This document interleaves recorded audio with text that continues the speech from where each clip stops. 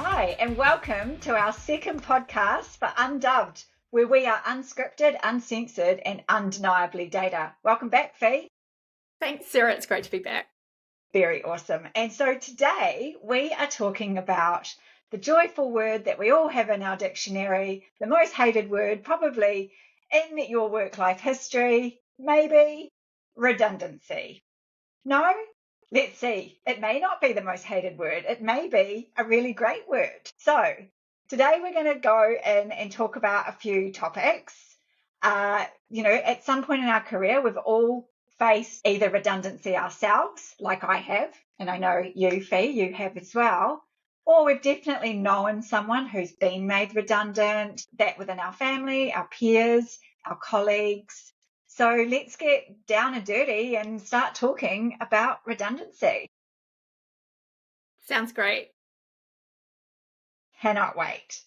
So I want you to talk about your redundancy and tell me about when you first found out about it. What went through your mind? Okay, starting off with a big hitter, because that question just threw me back into that moment. So I just returned from a 3-week holiday, living it up large in Europe, and it was absolutely amazing. And I'd even taken a day in the office out of my holidays to go and visit everyone. And I was running a little bit late, and I got a message from my manager, and he said, "Are you coming to this meeting?" I hadn't realized that there'd been something that had been booked in at 9:00 on my first day back. And I got online and, I could tell from his demeanor that there wasn't something that was quite right. And he said to me, "HR is just about to join us in a moment," which for anyone is code word for the warning lights going off and it's time for you to be told that it's likely that your role is being made redundant. I remember that, so the two people, I knew the HR lady on the call, she was absolutely wonderful as well. And I think that the three of us just sat there and went through the motions. There are certain things that the organisation has to say to you. I was told at that point that I couldn't tell my team what was happening as well, which threw me a bit sideways after being out of the office for 3 weeks. How am I going to not talk to my team? What are they going to think along the way? And I think it's like that is a really interesting part. Like, you've been told this really shocking news that obviously impacts you, but I don't know about you, but first it was me and my environment and how, that was going to impact my family and my livelihood. But for me, my second thought was, what about my team? I've got this big team. And then to your point, you're not allowed to tell them for a certain period of time, right? That's really hard. It's really strange when you're actually close to your team to Yeah. not be able to tell them the truth. When you're so used to telling them exactly what's going on. Being really open and transparent is really part of our ethos, right? And being told that you're not allowed to do this, and you've got HR in the room and your manager saying this information can't get to your team. 100%. So there was that. And then at the same time, I would say the adrenaline just hitting me, it knocked me for six. So even though I had previously had conversations with my manager to say, look, I think, the way that things are, it would be a better opportunity for the organisation and for me if I was to be made redundant. I don't want to walk away from this, but if we need to invest more money into a certain space, this can be something that works really well. So even though I'd asked for it, it was still a massive shock, and we still had so many amazing things that we were going to achieve. So I would say the first thing that hit me was shock. Then the next thing that hit me was, I don't want to talk to anyone about corporate life. I don't want to think about jobs or what I'm going to do after the redundancy, but I do want to connect with some people that are really important to me. So that's the emotional feeling. It just threw my brain for six. Like it really hit it for six, to use a cricket analogy. I was in a space where I had no idea what type of role that I would want to go into, nor had I any interest in figuring that out. And at the same time, I would say that perhaps brain fog, in a way, is the best way to describe it. That hit me as well. I wasn't firing on all cylinders. I was It was almost like an out-of-body experience for me. Yeah, and it's really, really tough. And I'm just going to kind of chip in with a little piece around, when I found out that my role had been made redundant, that obviously the shock came in, but the first person I called was my son's school administrator, of all things. That's where my mind went to, right? I had just signed his school fees for the coming year. And that was one of my top expenses. And that was the first thing I needed to figure out for me. So I think when you're in that kind of shock moment, you end up doing almost the strangest of things, because it wasn't my family that I reached out to or anybody. It was the school administrator, of all people. And to your point as well, in terms of talking to people, I don't know about you, but I went through like a little bit of kind of embarrassment, right? Like, who was I going to tell and how was I going to tell them? Yeah, that's a natural feeling, to feel shame in a redundancy. So the best way to describe it is, when you get made redundant, or when your role gets made redundant, let me say, and readjust that, it is so natural to feel all of these crazy emotions, even if you wanted it, even if you thought this would be a great opportunity. Finding the time to process those emotions in your way, not in a way that anyone else can prescribe for you. It's important to take control of how you will move through that. Yeah, I think that's really important. Like, really thinking about your own narrative, right? How am I going to voice this out? And, there is a bit of time that needs to be taken internally to take that on. So we've heard about the immediate shock and what happened to us immediately after hearing the news. What did the next month look like for you, Sarah? I spoke to my son's school administrator and managed to resolve that pretty quickly, and the ways that we could go around the exorbitant school fees that they charge in Singapore. For anyone listening that has been an expat will fully understand where I'm coming from and why that was possibly my first conversation. The next piece was really on what I was going to do next. A similar situation to you, I wasn't allowed to tell my team, and I wasn't actually given a time frame. I was just like, you cannot tell your team at this stage, which was super tough. I had to focus on my family, and living in a foreign country and tied to an employment pass, which meant there was a lot of time frames that I had to stick to. Additional to my son's schooling, I just recently re-signed a 2-year lease. Now, part of my employment pass meant that I may have had to leave the country in 7 months. And without a job, you can't rent a house. So there was all these effects that I had to take into account. I looked at some jobs internally and I toyed around with that. I looked at some external jobs. I was in banking. I looked at some local banks. But as I was going through that process, it just felt like it was not just my company telling me it was time to move. It just felt it was bigger than that. And I really wanted to turn this into an opportunity. And that's when I thought, actually, I'm going to really go out and do something different. And I'm going to leave the country and come home to New Zealand. Wow, there was so much that you had to experience there that I didn't have to take into account. I'm still in the same home. I am still in the same city. I didn't have to think about packing up an entire house and lifetime, 10-year lifetime or however long you're in Singapore to get there. So that definitely is a lot of extra on the top, in addition to what we experience with the redundancy. For me, the week of the news was really unusual for me and for who I am as a person. So I wake up early in the morning, my brain is very busy.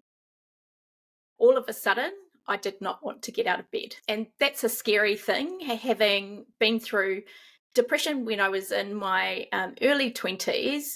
Now I don't have that at all. It hasn't factored into my life. I really feel like I've got good practices in place to keep myself mentally healthy, but to find myself in a space where I didn't want to get out of bed, I was questioning what the hell is going on. So one of the things that my company did offer was support from EAP.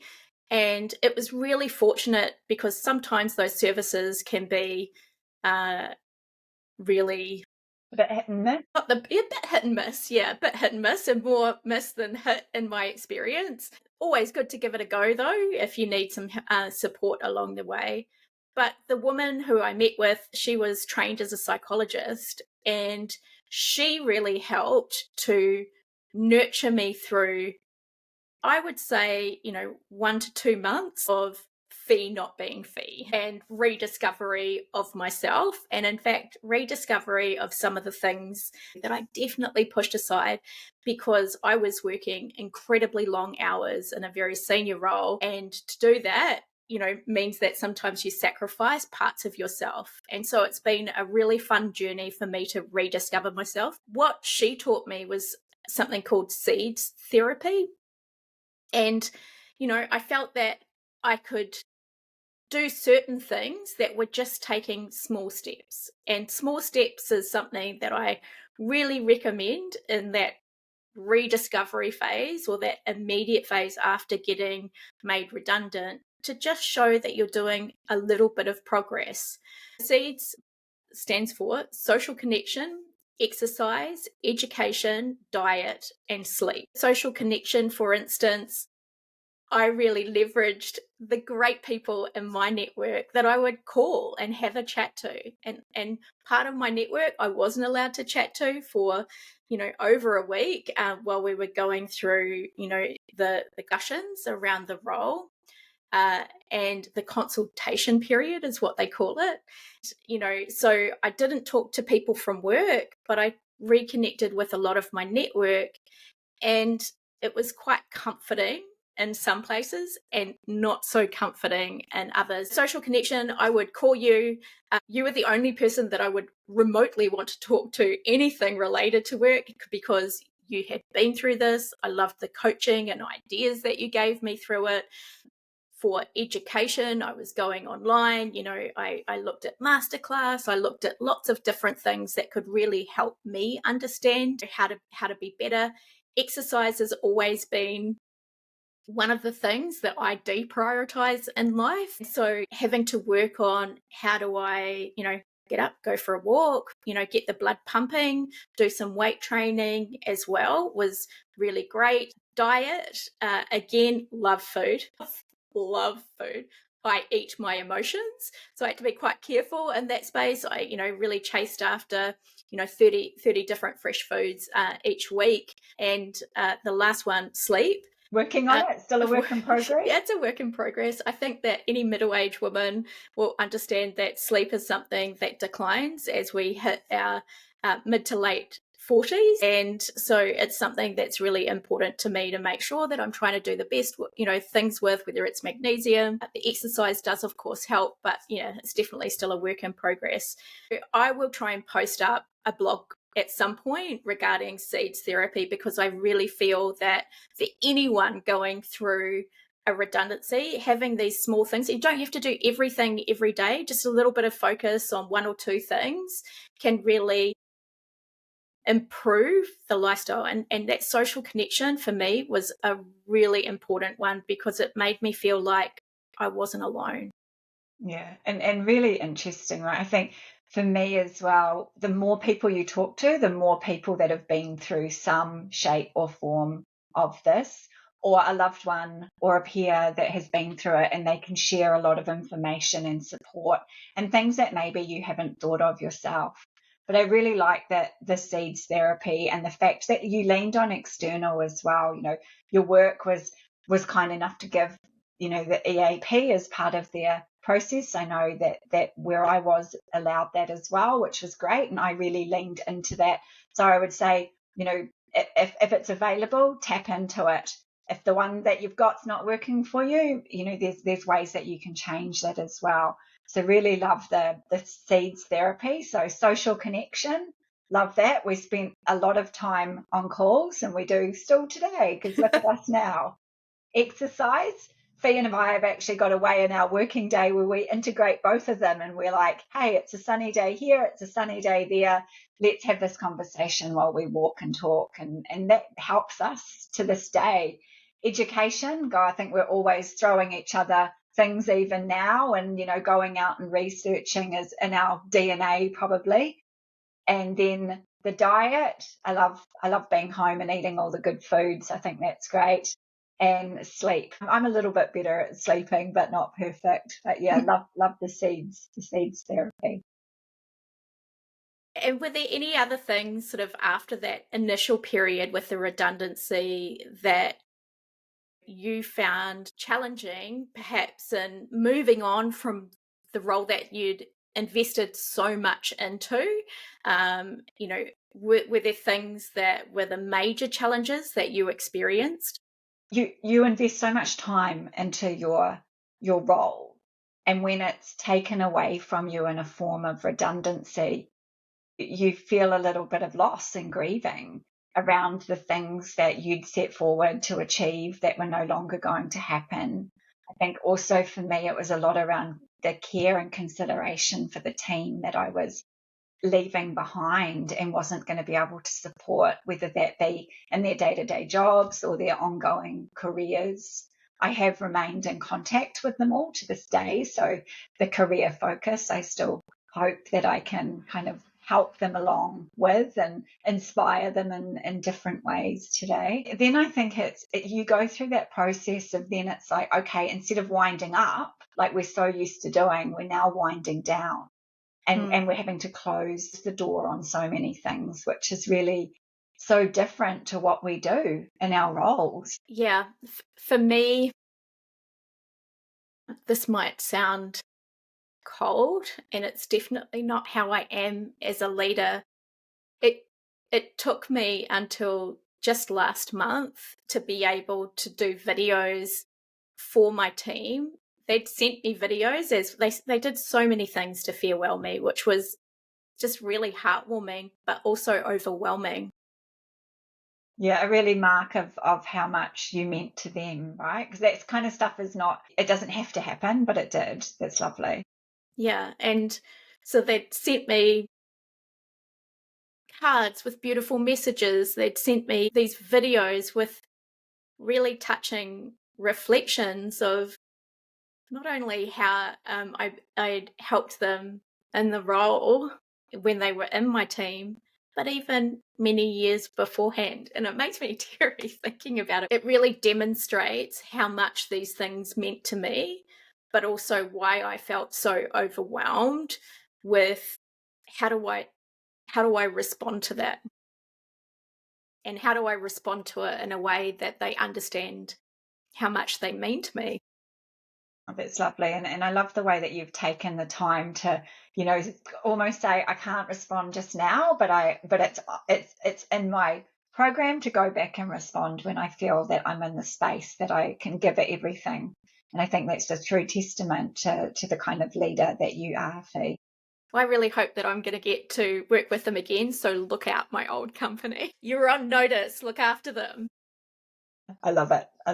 Okay, so we've been through the journey a little bit about, what it feels like, and obviously there's still a few emotions there. But really interested in, thinking about how you move through this redundancy. So what advice would you give to someone who's just received a redundancy notice? First of all, be kind to yourself. It really is your role that's been made redundant. It's not you. Typically, you're a number on a page. The higher up the food chain you get, the more likely you are to be made redundant. So almost wear it as a badge of honor, I think. It's there. It's going to happen. Redundancy's been around since, I think I was reading, since the revolution.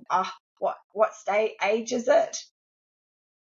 The Dark Ages. It's been around since the Dark Ages, right? Let these emotions roll over you. Focus on what's important to you. It's more than likely yourself and your family that take priority during this time. So take time, take stock, know that you're going to be angry, know that you're going to be in shock, know that you're going to be in denial. Just take that on board, and don't think of it as yourself that is being made redundant. It's your role. So don't be cruel to yourself, be kind.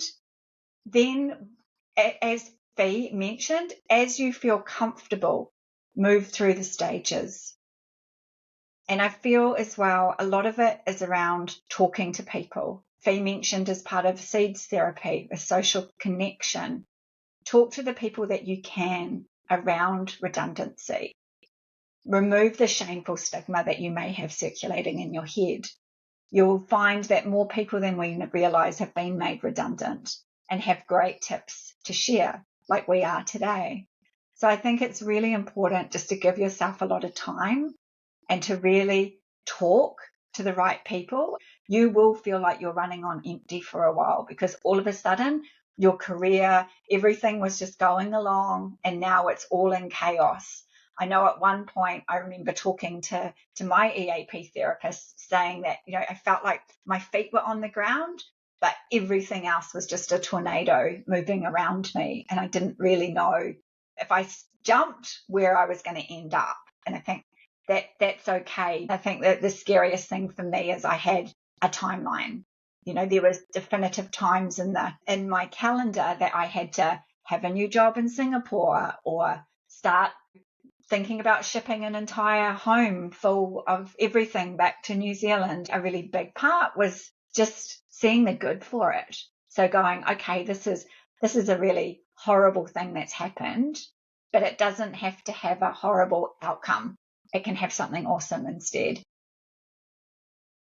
It can have something really awesome instead. And I feel like today's podcast is a good example of something positive coming out of it. Yes, we are starting our own business, and that all came through conversations and social connections. So my fiance, John, suggested that you and I should start a business. Why don't you start a business with Sarah? And that was something that had not crossed my mind, but it came as one of those moments where it was like, of course we should be starting a business. So I love that came out of it, and is definitely the sun peeking through the cloud. If I can add to all of your great advice, Sarah, about what are the things that somebody should do if they've just been made redundant, things that come top of mind for me are really taking to the next level the information that's coming out of your mind, and it will be going at 100 knots and 100 knots and going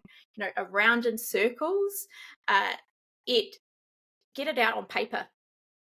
Start journaling. Have a list of the top things that you should be doing during the day. Don't take it digital. Try and get it out onto paper, into something that's actually physical that you can cross off along the way. And it really helps you to settle the brain chatter.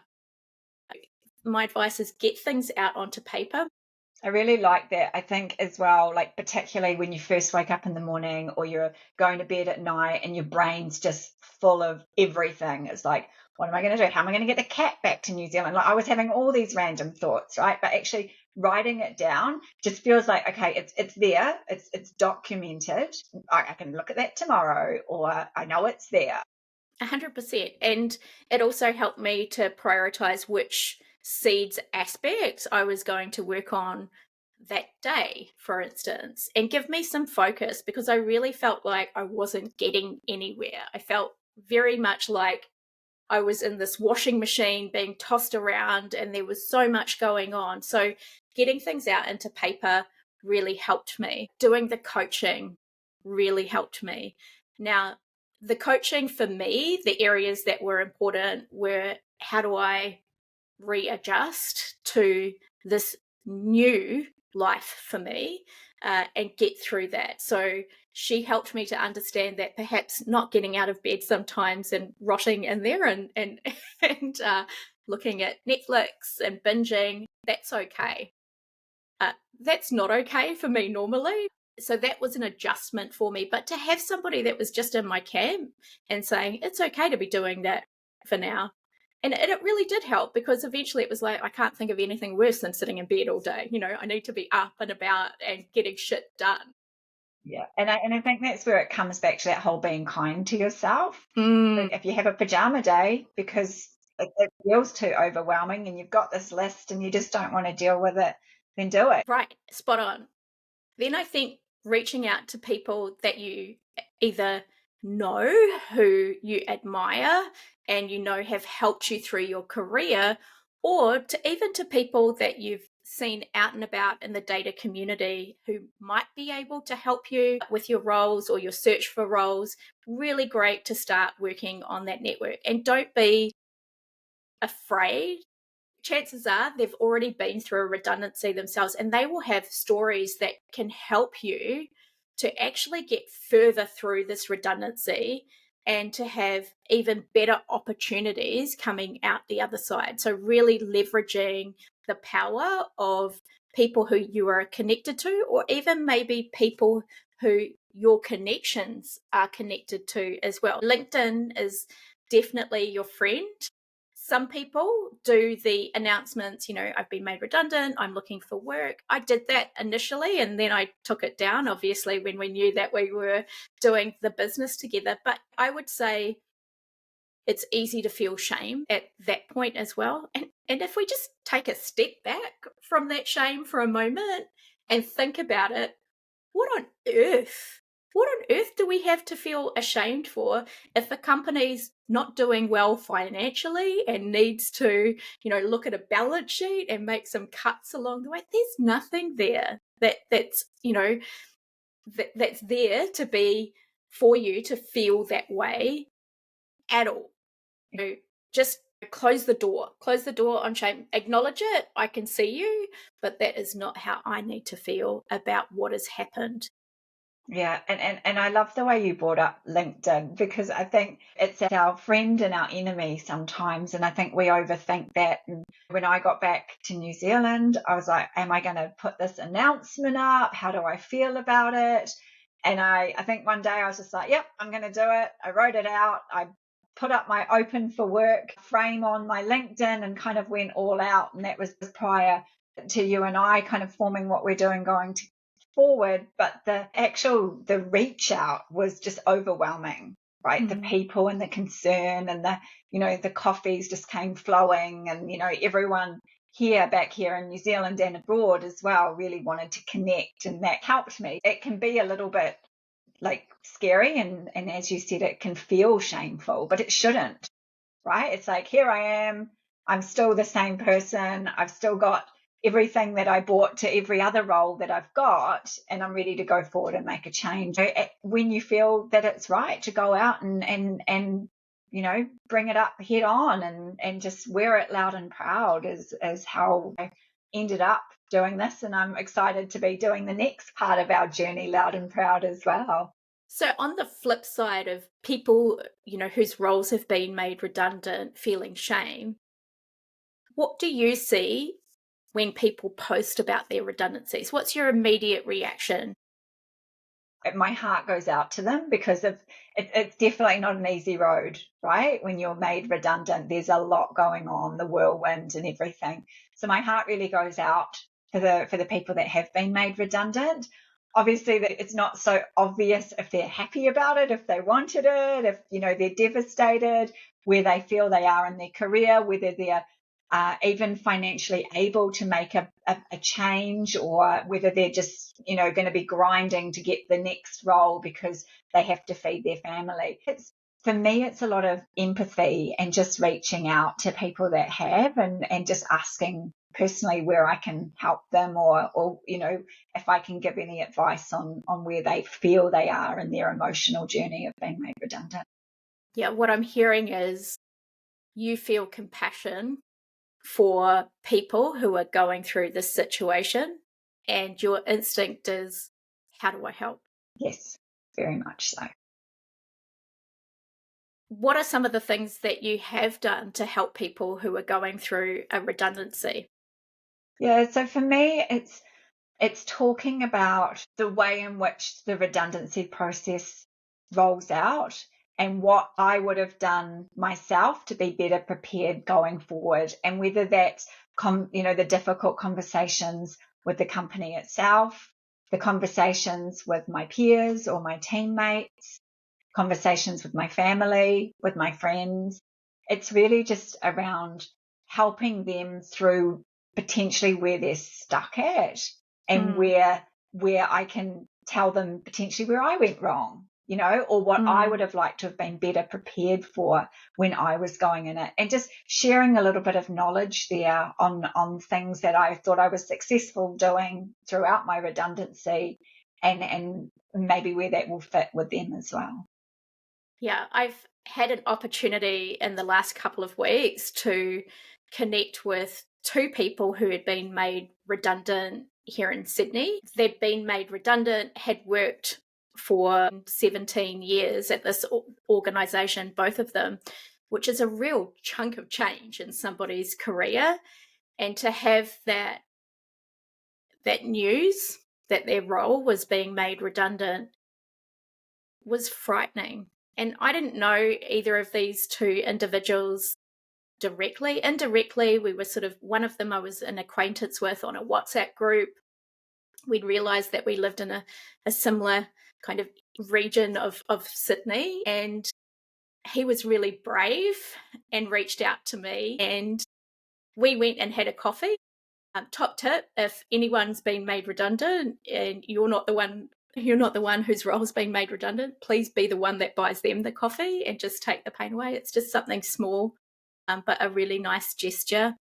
And sit down and listen to them and comfort them and really try to understand what they're trying to achieve or where they're at in this process of the redundancy, and give advice on all of the things that have helped you to come out the other side, which of course includes connecting with other people as well. So some of the things that I've suggested around these individuals and how they can improve their chances, I've helped them with their resumes,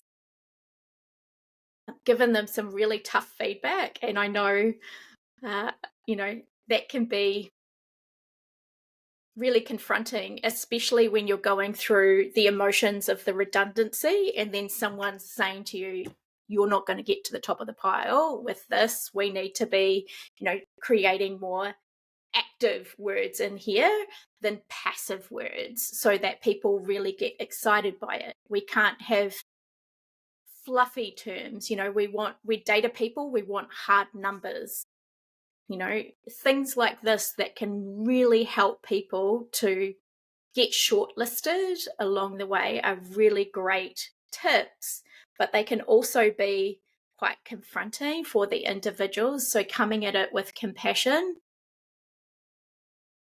My mentor's favorite term, kind candor, along the way, I think is really super important.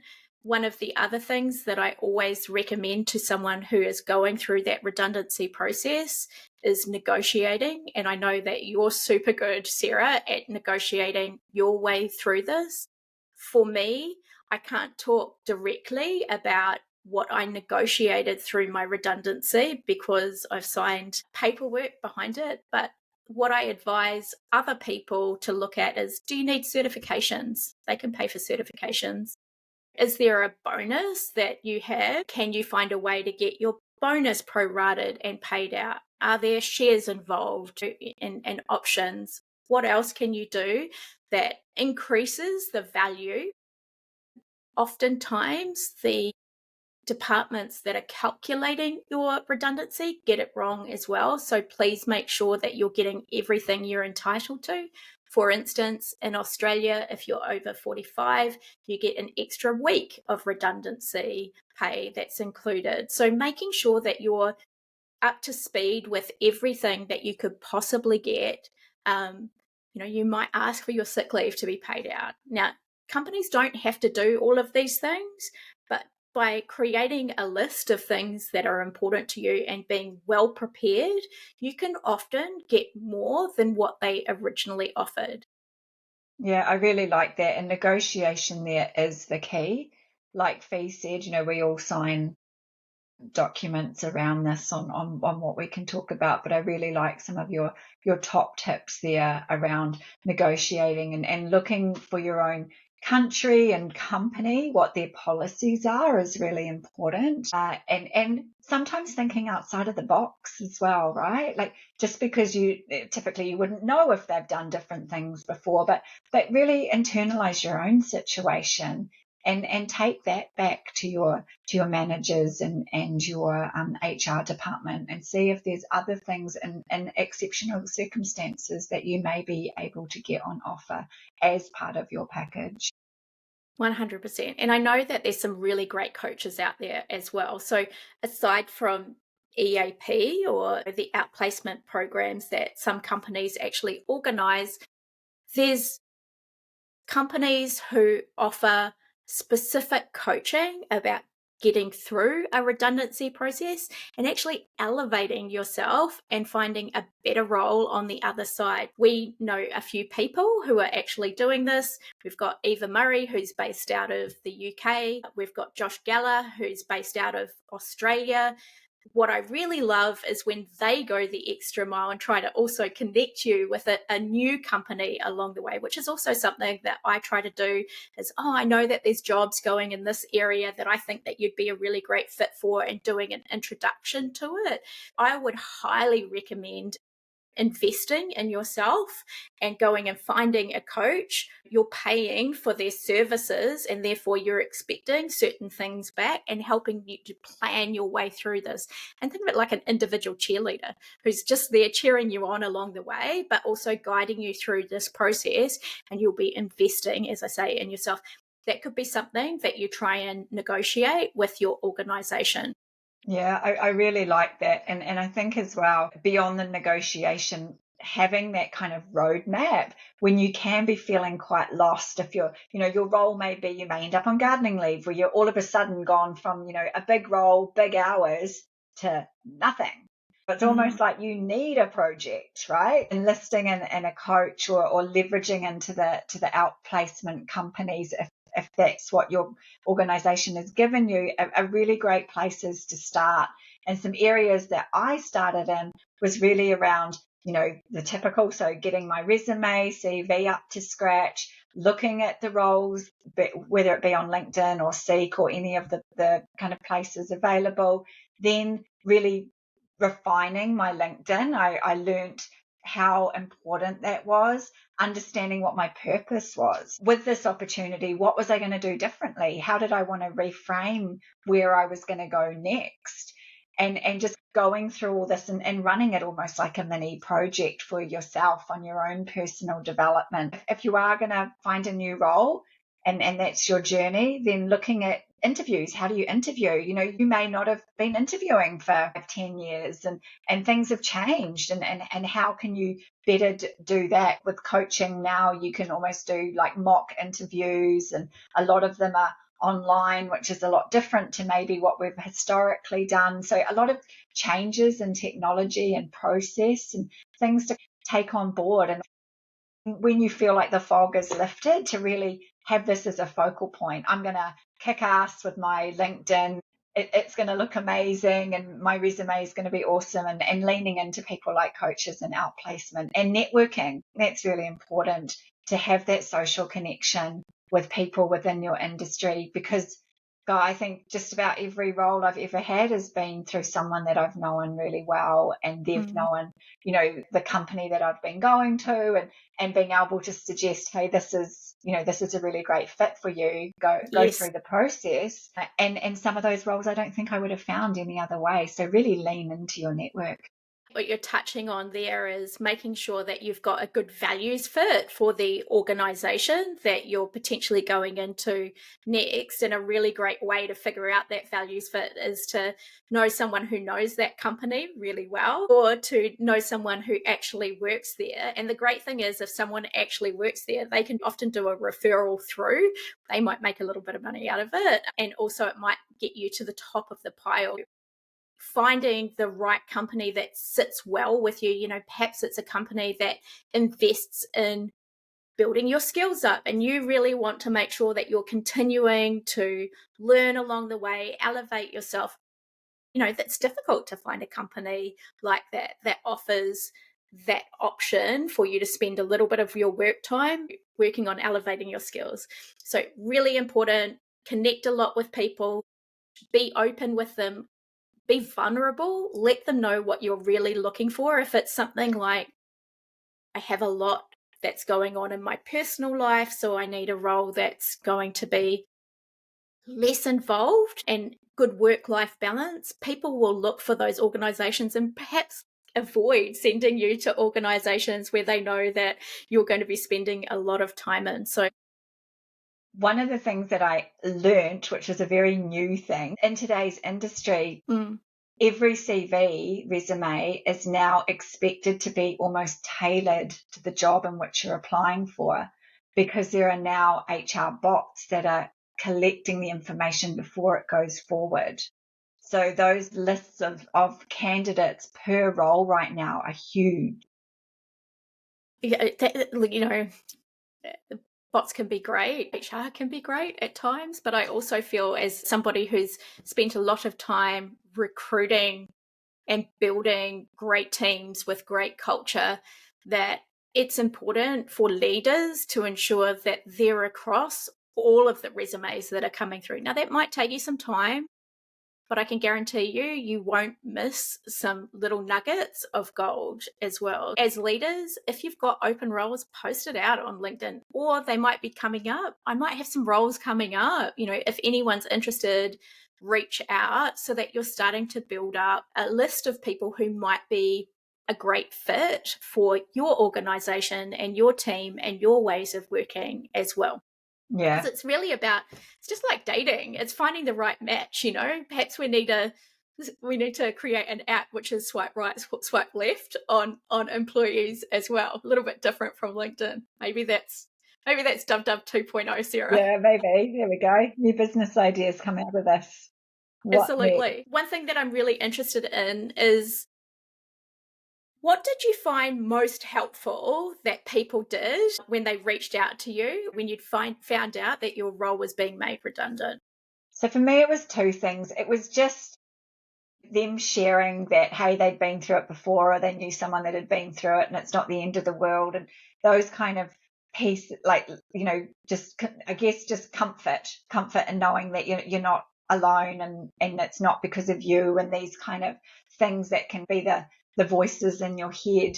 And I think the other piece is the networking. So it's like, so-and-so is looking, exactly what you were just saying, right? Or have you thought of this? Or this company is really interesting right now. Asking for candid feedback. Hey, this is my resume. What do you think of it? This is my LinkedIn. Is there anything missing? And I think for me, it was that social connection and building up your networks again, because you can go a little insular when you're single focused on the current role that you're in, and getting back out there, getting your name known, and building up that confidence one bit at a time, that you can do this and you can go forward, and you're not the only person in the world that's in this situation.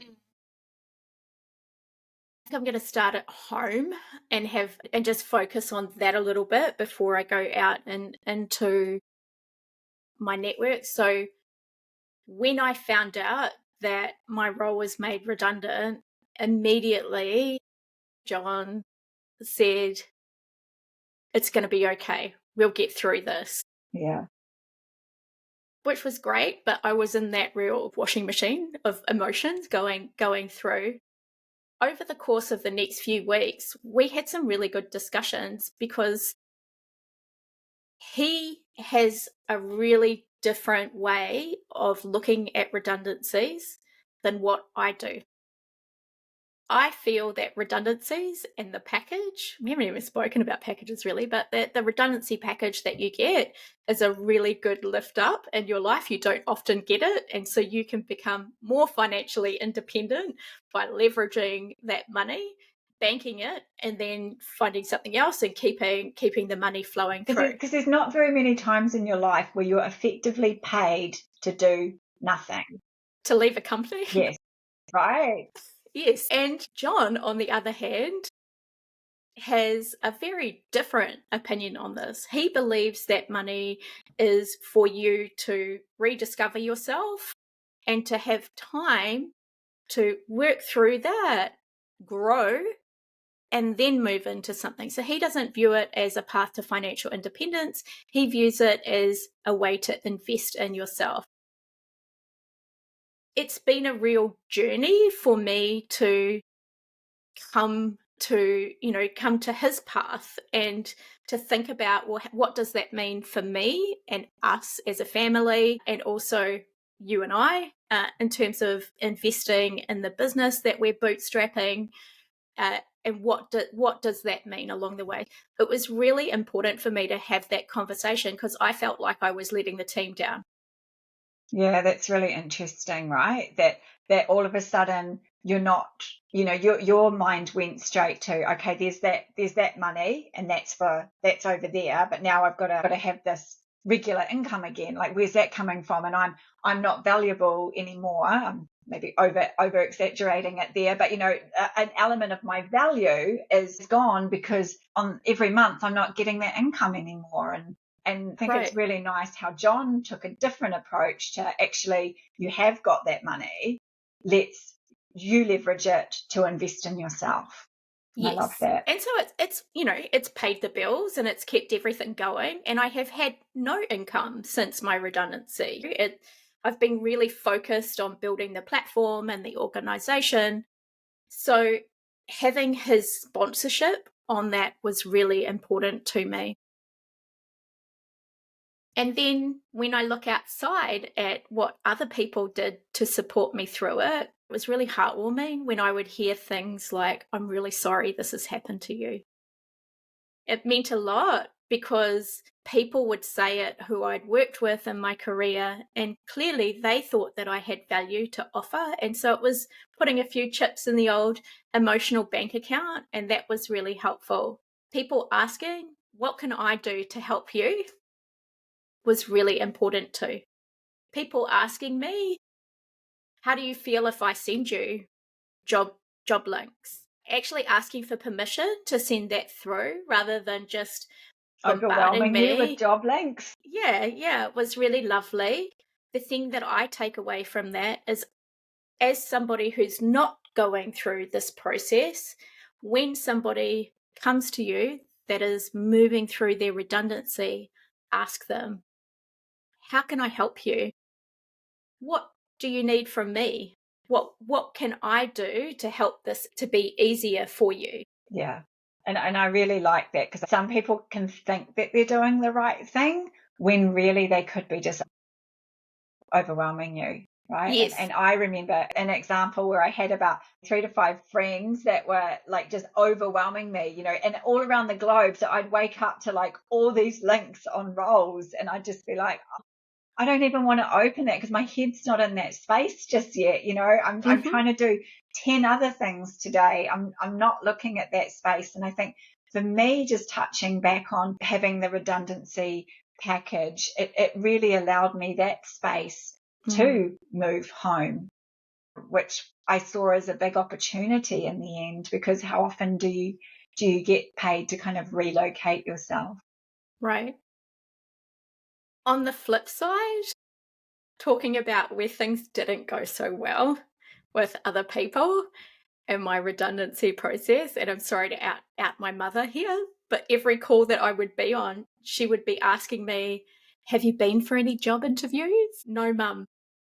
I'm working through this, and I'll let you know if I am going to a job interview, but please don't ask me that, because every time you ask me, it feels like additional pressure is being loaded on." And she would continue to ask me, even when I told her we were setting up the business. And I'd be like, "Mum, it's not going to happen." I'm setting up the business. I might fail. I'll tell you if it fails. And then I will be looking for job interviews. I might even go and work at Woolies and stack shelves along the way if it really means it. I have no shame in doing Wait it. a minute. I thought plan B was a cafe that was only open on the weekends and public holidays. Dub dub grub. That's it. So yes, please don't put pressure on people about what their next step is or what their journey is. Be open. Just keep asking them, what can I do? Is there hey, we haven't checked in a while. Is there anything I can be doing now to help you? You don't just have to ask once. You can continue to ask along the way. I really like that check in on people. Even if they haven't responded the first time, Yes. give them a couple of days grace or a week and check in again, just, is there anything I can do? But to your point, don't overwhelm them with all the things you'd think that you would do in that situation. Yes, because we all go about it differently. Yeah. So there's a lot to consider through a redundancy. Now that you're out the other side, Yay. do you think we're out the other side? I don't know. Is it? No, we're somewhere. We've got somewhere. A purpose again. I think that's great. We do have a purpose. How are you feeling now about what you have been through in the redundancy process? I feel I've come out the other end. Am I in the right spot? Time will tell. Maybe, I don't know if I want to end up at Woolies, but let's go the cafe path if dub data doesn't work. I like dub grub. I feel re-energized. I love the fact that I was given this opportunity to spend the time. It's been a long time, right? I've been home now for 10 months. You and I started our business 4 months ago. Yeah. So there was a lot of time. I gave myself a lot of time, and I was very fortunate to do that. I had a lot of settle my son back in New Zealand and, change our lifestyle, and very different than Singapore day to day. And I just I feel so grateful that I got given the opportunity to spend this time. Some extra time with my son has been amazing. We actually spent the month of January in Thailand because we didn't have an apartment anymore. So there we go. My son got two summer breaks last year, which was half his luck. Yeah, half his luck, exactly. But there's some great things, and I feel if I had to go back into corporate again, which I don't want to be the sad people on the ferry every morning that I see when I take my son to school. But I feel refreshed and re-energized, which is beneficial coming through the process. Yeah, I feel optimistic that we are doing something to really change the way that people work with data companies and data individuals. And I really am hoping that we can be wildly successful in that space, helping other people to get value out of data, whether they're solopreneurs or organizations, and also do the same for ourselves as well. So I'm wildly optimistic that this is going to work. And if it doesn't, there's always corporate life again, or dub grub. I don't want to be a sad person on the ferry either. This redundancy has really given me an opportunity to reassess what I want to be doing with my life, how I want to be leading my life, and how I want to help others to elevate themselves. In corporate, there's always only a certain amount of things that we can do. When it's our own company, it's you and I. We can decide whether or not we think an idea is great and how we help others to be wildly successful as well. Yeah, and I really love that. The piece that I love the most is, a lot of the foundation of what we're trying to do at Dub Data is give people that other opportunity to not be completely reliant on their corporate job. One thing that's come out of this for both of us, if we'd had something on the side, we could potentially, have switched over and maybe taken some of the early on financial pressure. Okay, so I think we've come to the end of our second podcast, all about redundancy. Very exciting. How did you feel, Fee? I still think I'm getting the hang of this podcast thing. You think?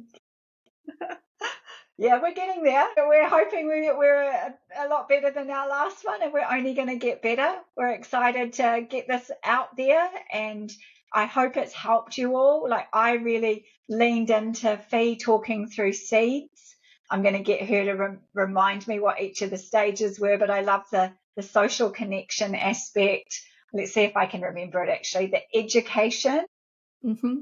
What is it? What's the second E? Exercise. Sorry. Yes. And then we've got diet, and I love how you're trying to eat, what is it, 30 different things? Yeah, 30 different things each week. Fresh foods. Each week. Yeah, Whole I love foods. that. And sleep. God, wouldn't we all love a little bit more sleep? Please. So that's it. That's a wrap from us. I hope you enjoyed, and we'll be back next time. Thank you.